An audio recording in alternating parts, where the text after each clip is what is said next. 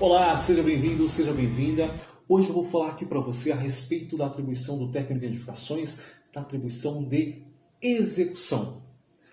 E aí, o técnico de edificações pode executar somente até os 80 metros? Pode executar acima de 80 metros? Como que ficou isso? Você quer saber mais? Vem comigo, vamos lá. A resolução do CFT que trata das atribuições dos técnicos em edificações é a resolução 58.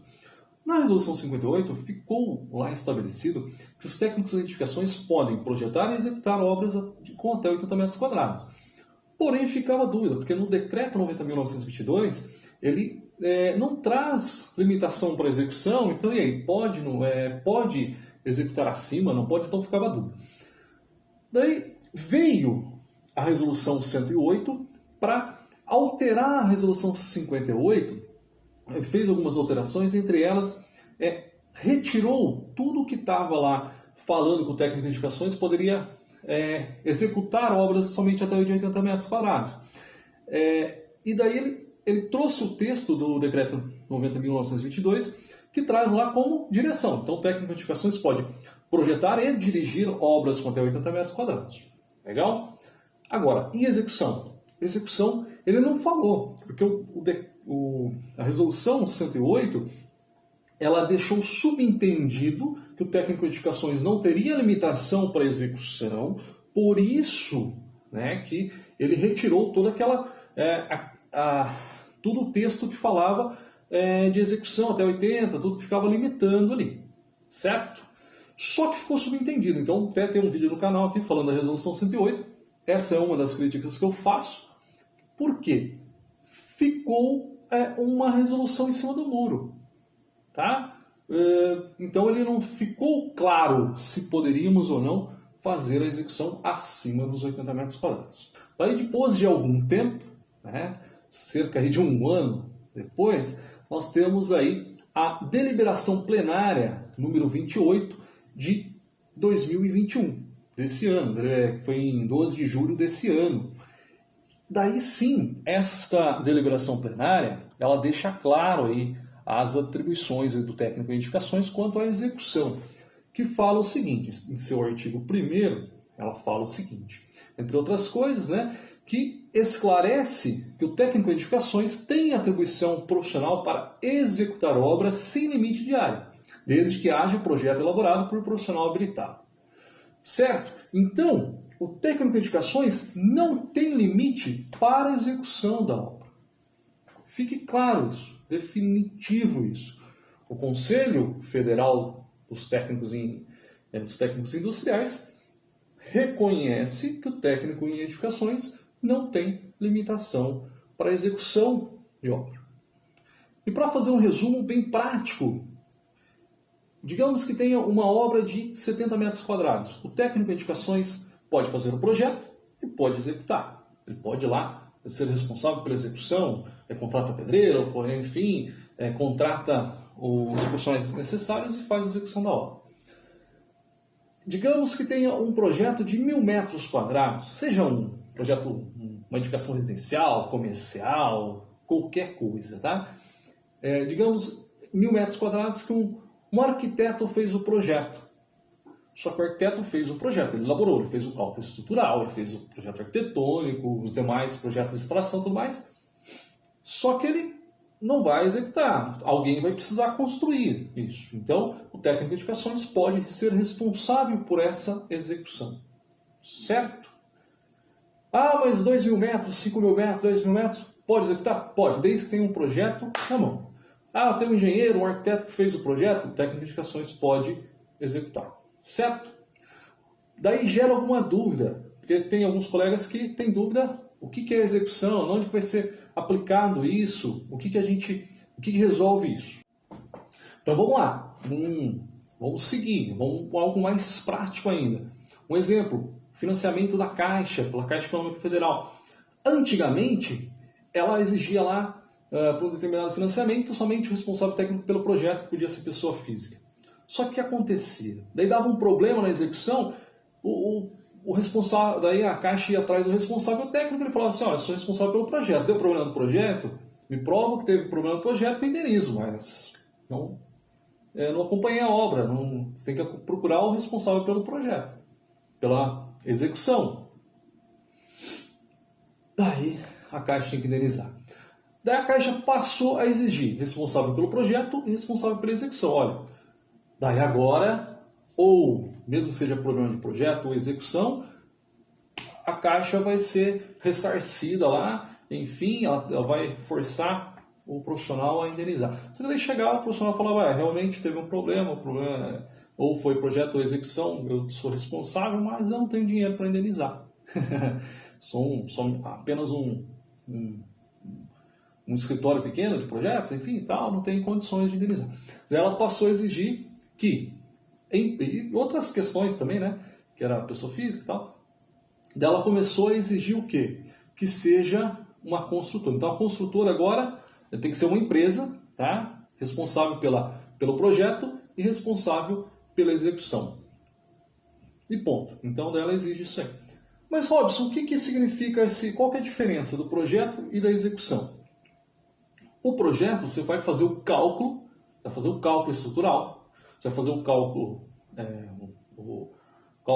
das instalações, você vai fazer também o projeto arquitetônico, isso aí é o projeto, você vai fazer o planejamento, o projeto é o planejamento, tá? Vai fazer o planejamento de tudo. Agora, a execução, o que é? Você tem o desenho, o projeto não é só desenho, tem um vídeo aqui falando o que é projeto, olhem que é legal. Tem um projeto que é o desenho, são os memoriais, são todas as anotações, lá, as orientações lá do projeto. Então você pega esse projeto, olha, tem esses cálculos, tudo aqui, e você vai fazer a materialização daquele projeto. A materialização, você vai pegar aquele projeto, aquele planejamento que está no mundo imaginário, tá? Está na imaginação e você vai materializar ele. Então você vai fazer de acordo com o projeto. Então você é responsável. Existe também em algumas prefeituras que eles exigem, para você aprovar um projeto, ele tem lá o responsável pelo projeto e o responsável pela direção técnica ou pela execução. A direção técnica, eu vou até fazer um vídeo depois fazendo essa diferenciação, porque gera muita dúvida quanto a isso.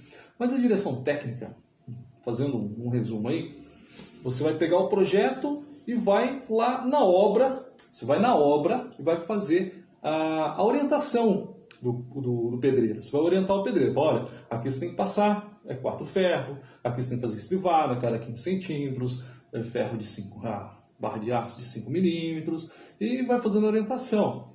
Só que é o seguinte, na direção técnica você vai orientar, fazer a direção, direcionar o profissional e vai embora. Você não vai ficar na obra ali. Você vai embora. Você saiu, você falou pro pedreiro, tem que pôr 4 barras de ferro, tal, 3 oitavos. Você saiu, ele colocou uma barra. Você não viu. Ele concretou, depois de concretado, você não viu. Agora, então você é responsável pela direção técnica. Tá? Agora, responsável pela execução, meu querido, é o seguinte. Você orientou o pedreiro, orientou o empreiteiro lá a fazer a atividade, pois, coloque 4 barras de ferros, estribada a cada 15 centímetros. Você virou a costa, ele colocou o que ele quis. Você ainda é responsável. Por quê? Você é responsável pela execução. Então você tem que estar lá, presente na execução. Você tem que fiscalizar. Tá? Então, não, mas eu a orientei e virei a costa. Não, meu querido, é a mesma coisa. A execução é a mesma coisa que você tivesse pegando tijolo, assentando tijolo. Você faz a argamassa, você faz o assentamento, você faz instalações, faz o reboco. É a mesma coisa que você pegando e fazendo. Você é responsável por aquela materialização. Não tem como fugir. Se você for responsável apenas pela execução e o projeto não for, digamos que sejam 1.000 metros quadrados, aí, tem um arquiteto responsável pelo projeto e você fez a execução. Se o problema, digamos que deu algum problema na obra depois, tá? Depois que pegou a bits, tudo, passou algum tempo, deu uma fissura, uma trinca, e vai ser feito uma perícia. Daí, se a perícia for constatar, aí ela vai pegar os projetos, né? Olha, aqui foi um problema de cálculo estrutural, um problema de projeto, um problema de planejamento. Então, a responsabilidade é do responsável pelo projeto.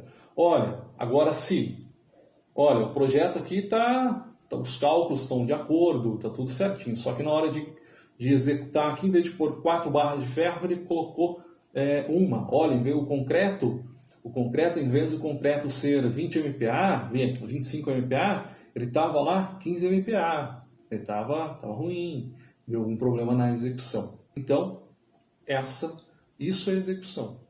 Uma das aplicações dessa atribuição, dessa deliberação, é o seguinte, é que você vai poder ser responsável, por exemplo, por uma construtora. Você vai ser responsável pelo projeto da construtora? Não, mas você vai ser responsável pela execução. Por exemplo, uma empreiteira, você vai pegar uma empreiteira, a empreiteira ela é responsável apenas pelos serviços ali, ela muitas vezes não é responsável nem não é responsável técnica, né, pela construção, pela execução, mas você pode ser responsável por uma empreiteira, né, agora pela execução.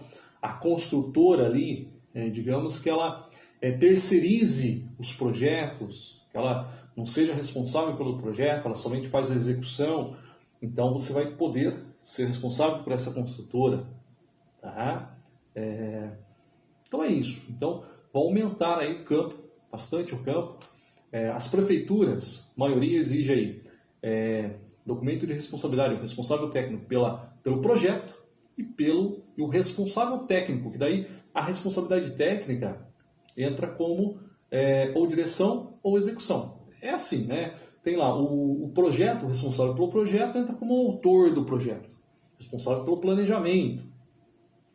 E tem um responsável técnico.